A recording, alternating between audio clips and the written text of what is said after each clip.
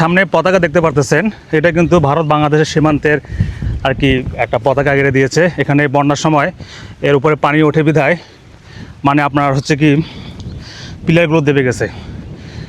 এ পাশে হচ্ছে ভারত বাংলাদেশের রাজশাহী বিভাগ আর কি, পদ্মার পার। এই যে ভারতের ভাই যাচ্ছে। ভালো আছেন?